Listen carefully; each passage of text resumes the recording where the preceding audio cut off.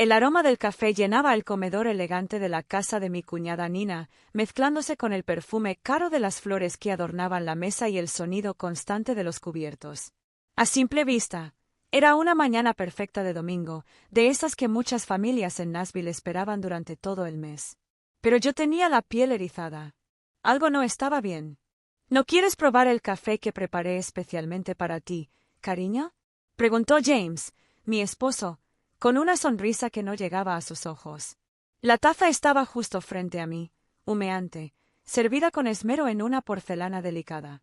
Era mi sabor favorito, café colombiano fuerte, sin azúcar. Pero el olor tenía algo metálico, algo que me revolvía el estómago. Mi nombre es Cristina. Tengo 29 años y llevo casada con James desde hace 3.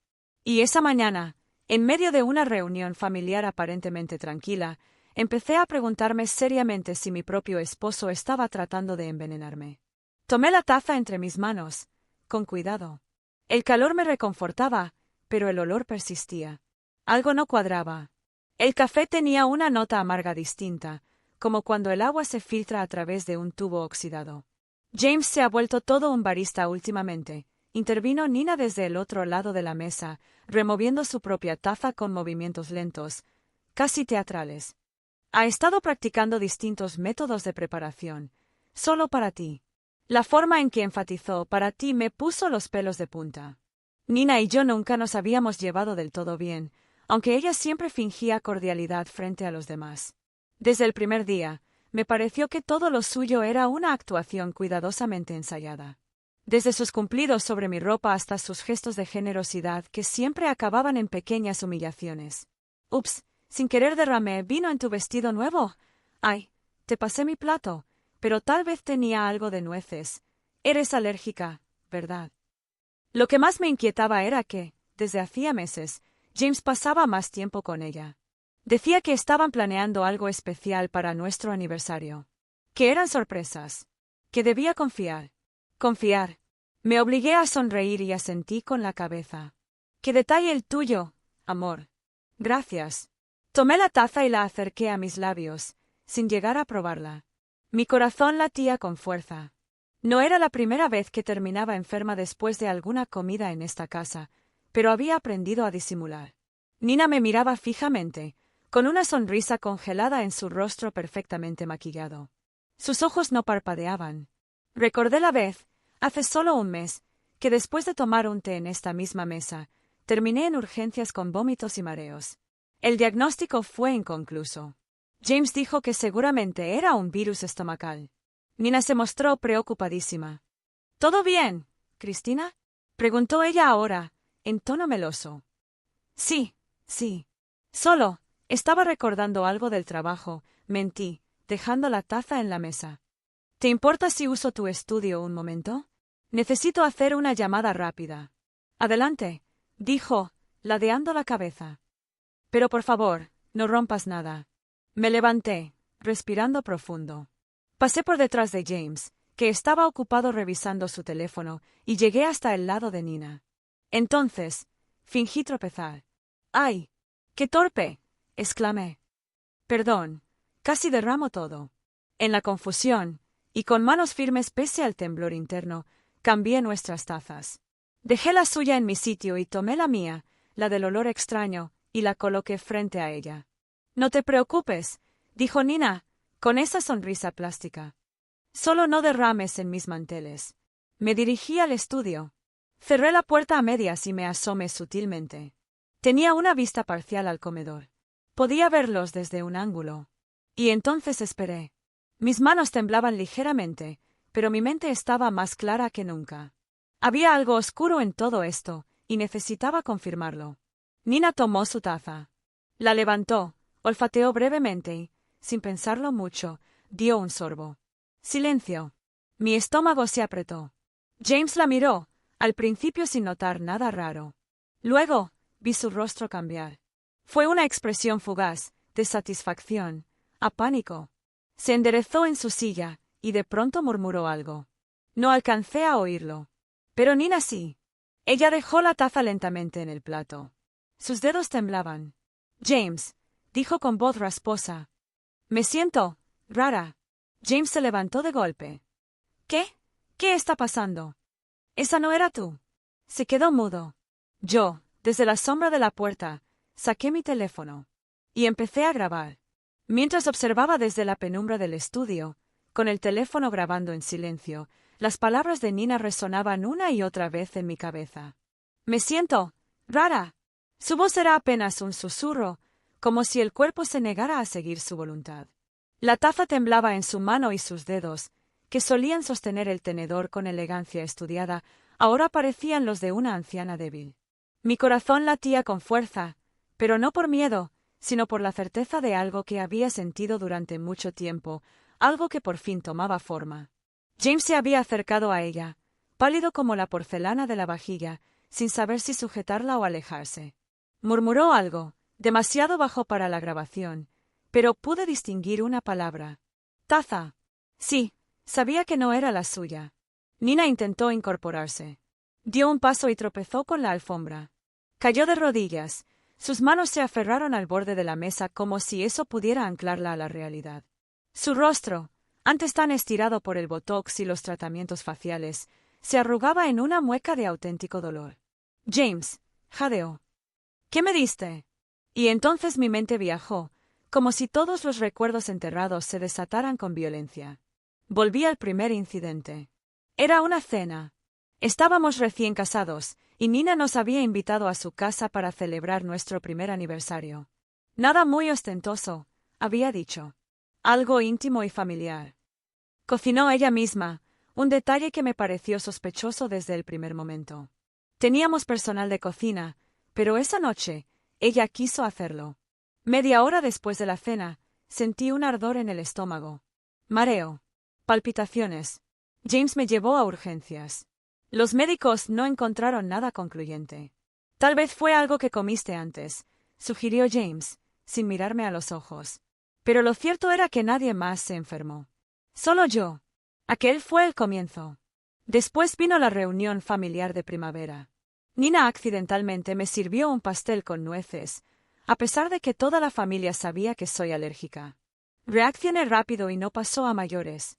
Ella lloró, culpándose, asegurando que el envase decía sin nueces. Todos la consolaron, como si yo hubiera sido cruel por casi morir delante de ellos. Y James, él solo me dijo, no seas tan dura con ella, amor. Todos cometemos errores. ¿Errores? Empezaba a pensar que no había habido ningún error. En otro recuerdo vívido, James pasó toda una semana durmiendo en casa de Nina. La estoy ayudando a pintar el sótano, me explicó. Yo sospechaba. Revisé su ropa al regresar. El perfume de mujer que llevaba no era el mío, ni el de su hermana. Y entonces, el té del mes pasado. Ese fue el punto de quiebre.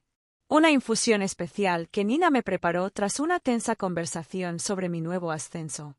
Yo había ganado un contrato millonario en mi firma de diseño. Casualmente, ella había perdido una propuesta ante el mismo cliente. Esa noche, después del té, terminé en observación hospitalaria. Las pruebas toxicológicas no revelaron nada, pero el dolor de cabeza persistió durante días. Y James, como siempre, minimizó todo. «Estás estresada», dijo, acariciándome el cabello mientras miraba su teléfono. «Te estás imaginando cosas». Pero no. No era imaginación. Era una estrategia. Una campaña lenta y meticulosa para minarme, para hacerme parecer débil, inestable. Tal vez, para eliminarme. ¿Por qué? ¿Por celos? ¿Por codicia? ¿O porque les molestaba que yo brillara más que ellos? Volví al presente. Nina ahora respiraba con dificultad, y James se debatía entre cargarla o gritar. No hacía ninguna de las dos cosas. Parecía un niño atrapado haciendo trampa. Paralizado. Mi teléfono seguía grabando. El audio capturaba cada sonido, cada jadeo, cada palabra susurrada con rabia y desesperación. James se inclinó y soltó. «No era para ti». «Dios, Nina, tú sabías cuál era tu taza». Nina lo miró con los ojos desorbitados. Su mano se aferró a la camisa de él, y dijo, Esto es tu culpa». Fue entonces que su cuerpo convulsionó brevemente. Y yo marqué 911. «Emergencias», respondió la operadora. «¿Cuál es su situación?» Mi voz no tembló. Mi cuñada ha ingerido una bebida sospechosa. Está teniendo una reacción severa. Temblores, dificultad para hablar. Necesitamos una ambulancia. Dirección, por favor. 1542 Maple Grove Drive, Nashville. Guardé la grabación. Y por primera vez en años, sentí que el poder estaba de mi lado. Las sirenas cortaban el aire de la tarde como cuchillas. A lo lejos, el ulular se acercaba con una urgencia que contrastaba con el silencio incómodo en el comedor. Nina estaba en el suelo, retorciéndose, mientras James la observaba con ojos vacíos, como si no terminara de procesar lo que había provocado. Me acerqué lentamente. No por compasión, sino porque necesitaba verlo de cerca. Quería grabar no solo el sonido, sino también el rostro de un hombre enfrentando el peso de sus actos. ¿Qué le diste?, pregunté, en voz baja pero firme, con el celular oculto en la mano, grabando cada palabra. James no respondió. Tragó saliva. Su piel estaba grisácea. Los labios temblorosos. Los ojos sin dirección. ¿Qué le diste, James?, repetí, alzando la voz, ahora con rabia. No iba a matarte, gritó de repente, con una mezcla de desesperación y defensa. Solo quería que estuvieras indispuesta. Que no pudieras asistir el lunes. Era solo para el lunes. Mi cuerpo se heló. ¿El lunes? La presentación, murmuró Nina desde el suelo, con la voz rota. El cliente de Nueva York, tú ibas a liderar. Pero yo también había presentado una propuesta. No podía permitir que volvieras a quitarme otro contrato. James se agachó, tomándola del brazo. Cállate, Nina. Pero ya era tarde. La confesión flotaba en el aire como veneno. Todo tenía sentido. La acumulación de incidentes. La comida sospechosa. Las reacciones alérgicas. La debilidad repentina siempre antes de eventos clave. No era casualidad. Era un plan. Tú sabías todo, le dije a James. Él me miró como un niño atrapado con la mano en el tarro de galletas. Ella me convenció. Dijo que solo era un laxante fuerte, que te haría estar fuera por unos días. Nada más. Lo preparó todo. Yo solo lo puse en la taza. ¿Y sabías cuál taza era la mía?, dije con frialdad. Sí, asintió, derrotado. Era la blanca. Siempre tomas en la blanca. Miré a Nina. Sus ojos me rogaban algo. Perdón. Piedad. No lo sé. Pero lo único que sentí fue una rabia fría, precisa, como el filo de una aguja en la médula. ¿Cuánto tiempo lleva esto?, pregunté. James bajó la mirada. Desde que ganaste aquel contrato el año pasado. Desde entonces, Nina me dijo que estabas obstaculizando su carrera, que lo hacías a propósito. ¿Y tú le creíste? Escupí las palabras como veneno. ¿Tanto te molestaba que tu esposa tuviera éxito? Yo, titubeó. Yo solo quería paz. Querías control, dije con asco. Querías que yo volviera a ser la esposa de James, y no la ejecutiva que eclipsa a James. En ese momento, los paramédicos irrumpieron por la puerta. Se acercaron rápidamente a Nina, que ya sudaba frío y apenas podía hablar. Uno de ellos, joven y moreno, se acercó a mí. ¿Qué ha ingerido? Algo que su hermano le dio, respondí sin rodeos. Una sustancia aún no identificada, probablemente mezclada en el café. Mientras los profesionales hacían su trabajo, James se sentó en una de las sillas, cubriéndose el rostro con las manos. Quería desaparecer. Yo solo observaba, como una espectadora de una obra que, por fin, me mostraba el tercer acto. Los paramédicos colocaron a Nina en la camilla, conectándola al suero y midiendo sus signos vitales. Uno de ellos, al salir, me dijo: «Vamos a llevarla al Hospital General. Si tiene información sobre lo que consumió, sería útil que lo comparta con los médicos». Asentí, y antes de que se fueran, dije: «Tengo una grabación de él admitiendo que ella no debía tomar esa taza. Que estaba destinada a mí». James alzó la vista. «¿Me grabaste?» «Desde que tomaste la taza equivocada». Él se puso de pie de golpe, agitado. «Eso no es legal. Estás manipulando. Lo que no es legal es envenenar a tu esposa, James». Y saqué el teléfono. Frente a los paramédicos. Frente a los vecinos que comenzaban a asomarse por las ventanas. Frente al oficial que llegaba con su libreta en mano. «Oficial», le dije, tengo algo que necesita oír. Esa noche, sola en casa, sin James, sin Nina, sin explicaciones ni máscaras, me serví un café. De mi cafetera. De mi taza blanca. Sin aromas metálicos. Sin miedo. Las ruedas de la justicia ya estaban girando. Y esta vez, yo tenía el control. El lunes por la mañana, las redes sociales ya ardían. No por mi culpa. Ni siquiera había dicho una palabra pública aún. Pero alguien, probablemente un vecino entrometido o un paramédico demasiado indiscreto, había filtrado el vídeo de James confesando que la taza envenenada no era para ella. La grabación, que yo había guardado meticulosamente como evidencia, ahora estaba en boca de todos. En apenas unas horas, el nombre de mi esposo y el de su adorada hermana eran trending topic local. El café mortal de Nashville, decía uno de los titulares. Casi irónico, pensé, mientras tomaba un sorbo de mi propio café esa mañana, el de verdad, el bueno. Mi teléfono no dejaba de sonar. Llamadas, mensajes, correos. Periodistas, colegas, amigos de la universidad que no veía hace años. Pero también había otras notificaciones. La firma de abogados que representaba a la empresa de Nina había emitido una declaración diciendo que se tomaban la situación con extrema seriedad. Ella estaba suspendida indefinidamente. El contrato con el cliente de Nueva York fue asignado a otra ejecutiva. ¿Adivina cuál? Yo. James, por su parte, había desaparecido. Supuse que estaría escondido en casa de sus padres. Su número seguía activo, pero no contestaba. Y eso estaba bien. Porque yo no quería escucharlo. No necesitaba más excusas, ni explicaciones pobres, ni promesas vacías. Lo que sí me sorprendió fue la visita de su madre, Margaret. Tocó a mi puerta a eso de las 11 de la mañana, con su típico abrigo de lana marrón, el cabello recogido con precisión casi militar y una expresión que no sabría describir si era de enojo, pena o culpa. ¿Puedo pasar? Dijo, sin rodeos. No me moví al principio. Solo la miré. Tenía los ojos hinchados. No por llorar, sino por no dormir. Finalmente asentí y abrí la puerta. Solo tengo 10 minutos, le dije, sin invitarla a sentarse. Ella asintió, comprendiendo. No vengo a justificar lo que pasó. Porque no tiene justificación, dijo con voz firme. Pero vengo a decirte que estoy avergonzada. Silencio. Nunca creí que James y Nina fueran capaces de hacer algo así.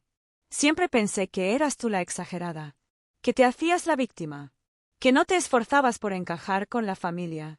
Porque nunca les gusté, le dije. Porque eras demasiado fuerte, corrigió ella, bajando la mirada. Porque no te dejabas moldear. Porque cuando todos en la mesa hablaban de lo que sus esposas cocinaban, tú hablabas de contratos, de clientes, de viajes de negocios. Y eso les intimidaba. ¿Eso les da derecho a intentar callarme? Margaret negó con la cabeza, lentamente. No. Y por eso estoy aquí. Voy a testificar. Cuando llegue el momento. Cuando te llamen para declarar. Cuando James enfrente las consecuencias. Porque tú tienes que entender algo, Cristina. Esto no fue un error. Fue una elección. Y él cruzó una línea que nadie tiene derecho a cruzar. La miré largo rato. Parte de mí quería abrazarla. La otra parte todavía sangraba. Pero por primera vez en años, vi humanidad en sus ojos. No soberbia. No juicio. Solo verdad. Gracias, murmuré. Ella se fue sin decir nada más. Esa tarde me llamaron de la comisaría. El oficial Taylor, el mismo que había tomado mi declaración el sábado, quería reunirse conmigo de nuevo. Habían encontrado algo más. ¿Algo más? Pregunté, al llegar. Un cuaderno, dijo él, cruzando los brazos. De Nina. Estaba en su oficina. Al parecer llevaba un diario de observaciones sobre ti. Fechas, eventos, productos usados, dosis aproximadas. Me entregó unas copias. Las leí en silencio. Agosto 3, desayuno, mezclé 3 gotas en el té. Reacción, leve. No faltó a la reunión, pero llegó pálida. Septiembre de 2019, brunch en casa de mamá. Le cambié la sal por el suplemento. Reacción, vómitos. Octubre 7, desayuno con James. Él le sirvió el jugo. Reacción, fuerte. Urgencias. Pero sobrevivió otra vez. Mi estómago se encogió.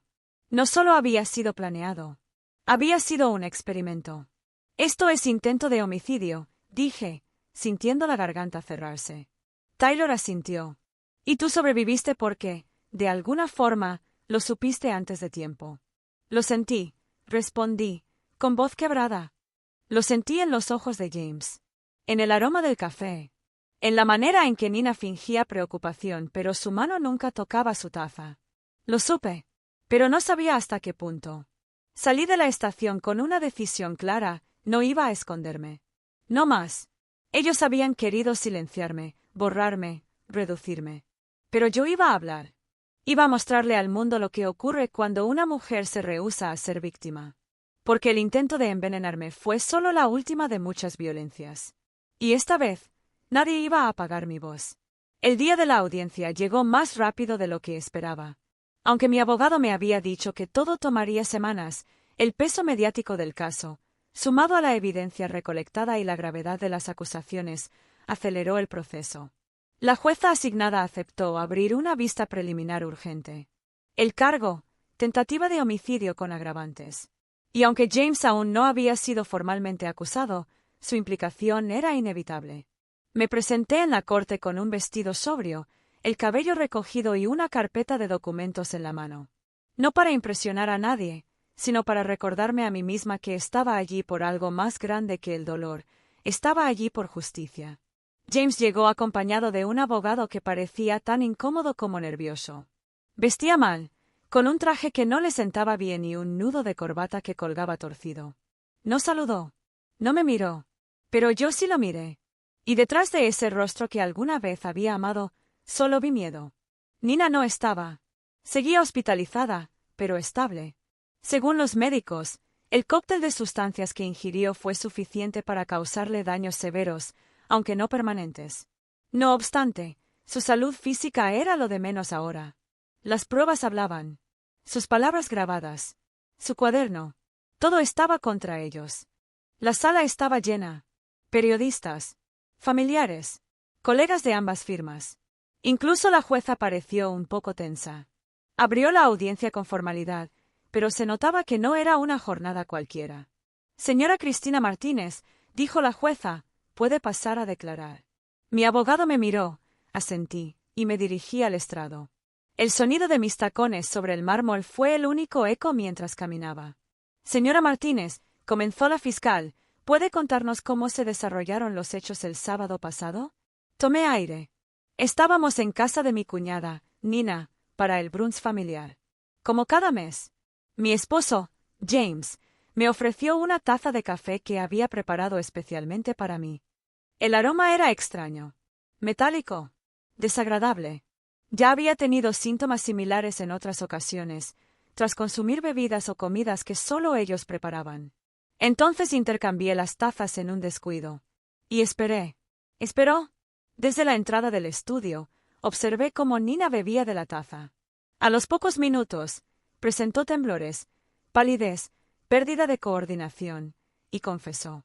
Dijo que la bebida contenía algo que debía afectarme lo suficiente para perder mi presentación frente al cliente Johnson. Que había sido idea de James. Que lo habían planeado durante meses. Todo quedó grabado en mi teléfono, saqué la copia impresa de la transcripción, se la entregué al fiscal. La jueza frunció el ceño. El abogado de James pidió objetar, pero fue denegado. ¿Tiene más pruebas, señora Martínez? Asentí. Registros médicos de episodios anteriores. Un historial completo. El diario encontrado en la oficina de Nina. Copias de mensajes de texto donde James admite haber estado involucrado en el plan. Y más importante, nunca negaron su participación. Solo lamentaron que la taza equivocada fuera consumida. El abogado defensor intentó desviar el enfoque, hablando de estrés familiar, de malentendidos, de que quizás la sustancia no era letal sino simplemente un laxante fuerte. Pero bastó que la fiscal mencionara el análisis toxicológico para que la jueza interrumpiera. Señor abogado, dijo con voz cortante, no estamos aquí por una broma de mal gusto. Estamos hablando de una sustancia prohibida, manipulada y administrada con premeditación. Su cliente no solo participó, facilitó la ejecución. Y si no fuera por el intercambio accidental de tazas, estaríamos hablando de un homicidio consumado. Silencio total. En ese momento, vi a James desplomarse emocionalmente. No lloró. No gritó. Solo bajó la cabeza, derrotado, mientras su abogado le susurraba algo. El público contenía la respiración. Algunos miraban con asombro, otros con repulsión. A mí me invadía una calma extraña. No alegría. No venganza. Solo justicia. La jueza no dictó sentencia ese día, pero ordenó medidas cautelares. James no podía acercarse a mí, ni comunicarse. Quedó bajo custodia domiciliaria hasta la siguiente audiencia formal. Nina, por su parte, enfrentaría cargos más severos cuando saliera del hospital. Al salir de la corte, los flashes me cegaron por un instante. Una periodista me preguntó si tenía algo que decir. Miré a la cámara y respondí con serenidad. Nunca subestimen a una mujer que ha aprendido a observar en silencio. La verdad siempre encuentra la forma de salir a la luz. Y caminé. Con dignidad.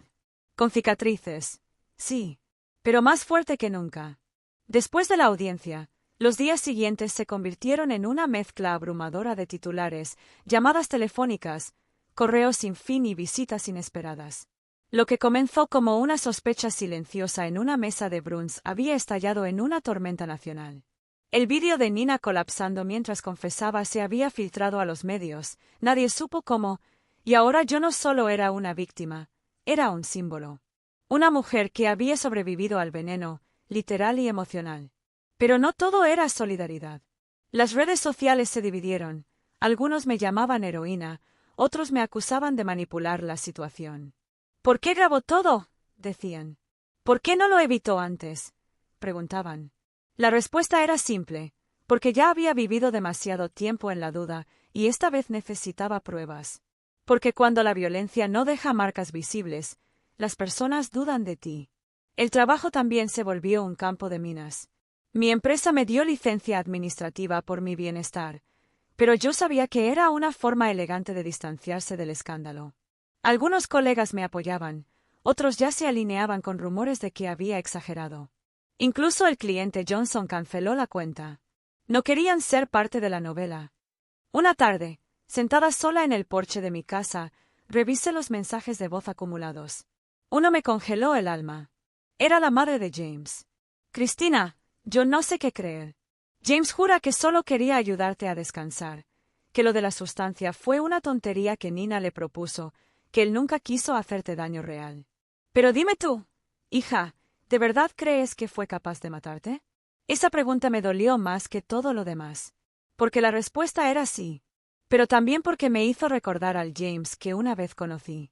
El hombre que me llevaba flores sin razón. El que lloró en nuestra boda. El que me abrazaba cuando lloraba por mis fracasos. ¿Dónde se había ido ese hombre? Quizás nunca existió. Quizás siempre fue un disfraz, como el que usó para preparar mi café. Decidí entonces que ya no podía quedarme en el limbo. Si los demás no podían ver la verdad, yo debía gritarla con cada paso que diera. Solicité formalmente una orden de alejamiento permanente. Inicié los trámites de divorcio sin esperar sentencia penal. Y más importante aún, decidí hablar públicamente. Fui invitada a un programa matutino nacional. La presentadora, una mujer elegante de voz suave, me recibió con delicadeza. Cristina, el país te conoce como la mujer del café envenenado. Pero hoy queremos conocer a la persona detrás de la historia. Conté todo. Con calma. Sin dramatismo. No necesitaba exagerar. La verdad ya era lo suficientemente brutal. ¿Y qué aprendiste de todo esto? Me preguntó al final. Que el amor no te salva de la violencia. Que a veces el peligro se sienta contigo a la mesa, te sonríe y te llama cariño. Y que el silencio es el mejor aliado de los culpables. Por eso hablo. Por eso nunca más me quedaré callada. La entrevista se viralizó. Muchas mujeres me escribieron. Algunas para contarme sus propias historias.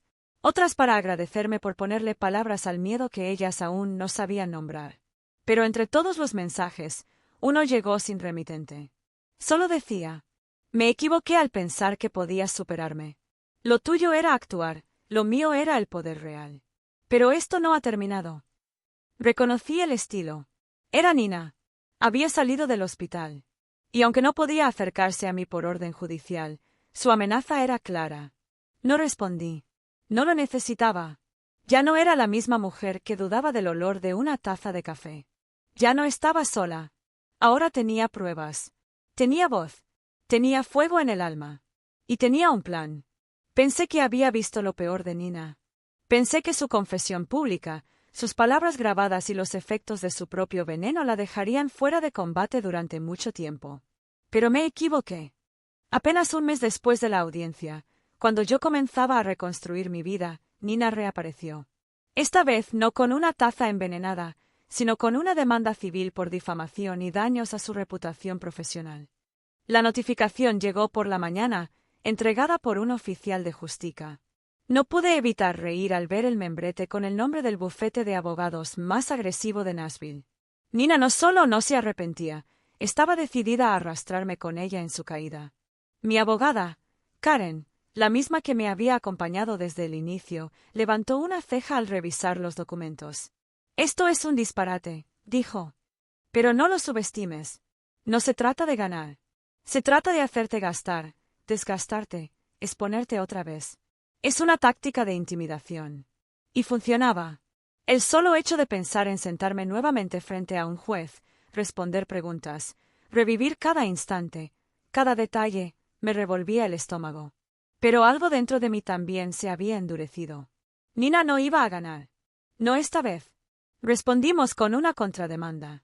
Por intento de homicidio, por hostigamiento continuado y por daños psicológicos. Y aunque su abogado intentó frenar el proceso con tecnicismos, logramos que el caso se elevara a una audiencia formal. La sala de audiencias estaba llena el día de la audiencia preliminar. Periodistas, familiares, curiosos. Nina llegó maquillada como una víctima, con un pañuelo blanco alrededor del cuello y una expresión angelical. Era experta en teatro. Yo lo sabía mejor que nadie. Pero esta vez yo tenía las herramientas. Mi abogada presentó el vídeo original, el audio completo, y los informes médicos que mostraban que el contenido del café contenía rastros de una sustancia que, aunque no letal, sí estaba clasificada como inhibidora neurológica de nivel medio. No era una tontería. Era un acto deliberado. Luego, presentamos los testimonios de 2 ex empleadas de su empresa que, de forma independiente, declararon que Nina había manipulado sus horarios para evitar que pudieran trabajar conmigo en cuentas compartidas. El patrón de sabotaje era evidente. Y entonces, mi abogada presentó el mensaje sin remitente que yo había recibido. Me equivoqué al pensar que podía superarme. Lo tuyo era actuar, lo mío era el poder real. Pero esto no ha terminado. Habíamos rastreado el número con ayuda de un especialista en ciberseguridad. Estaba vinculado a un teléfono prepago comprado en efectivo, pero usado por primera vez exactamente el mismo día que Nina salió del hospital. Las cámaras de seguridad del local de conveniencia la mostraban, en imagen borrosa pero suficiente, comprando el aparato. Cuando su abogado intentó interrumpir, la jueza levantó una mano. «Señora Gómez», dijo dirigiéndose a Nina por su apellido, «esto es más serio de lo que usted o su representación parecen entender. Si continúa este comportamiento, no solo perderá su demanda, podría enfrentarse a cargos penales adicionales». El rostro de Nina cambió. Esa máscara pulida de elegancia se resquebrajó apenas por un segundo. Pero lo suficiente para que todos lo vieran. Esa noche, por primera vez desde todo esto comenzó, dormí profundamente. Sin sobresaltos, sin revisar puertas, sin repasar diálogos. La amenaza seguía allí, latente, pero ya no me gobernaba. Y eso, para mí, era la verdadera victoria. Después de la audiencia preliminar, algo en mí cambió. Por primera vez desde que todo empezó, desde aquella taza de café con olor metálico, desde que fingí una sonrisa frente a James y Nina, sentí que volvía a tener el control de mi vida. Pero no quería quedarme solo con eso. La rabia que alguna vez me hizo temblar las manos, ahora era un fuego que pedía ser dirigido a algo más grande que mi propia historia. Una tarde de domingo, mientras ordenaba los documentos del caso en el escritorio de mi estudio, encontré una hoja suelta con una frase subrayada en rojo, escrita meses atrás. «Hay miles como yo, pero no todas tienen las herramientas para defenderse». La había anotado una noche en que no pude dormir, Después de leer en foros anónimos historias de mujeres que también habían sido envenenadas lentamente, manipuladas, silenciadas por parejas o familiares. Ese pensamiento se convirtió en semilla. En menos de 3 semanas, lancé un pequeño sitio web, Café Amargo.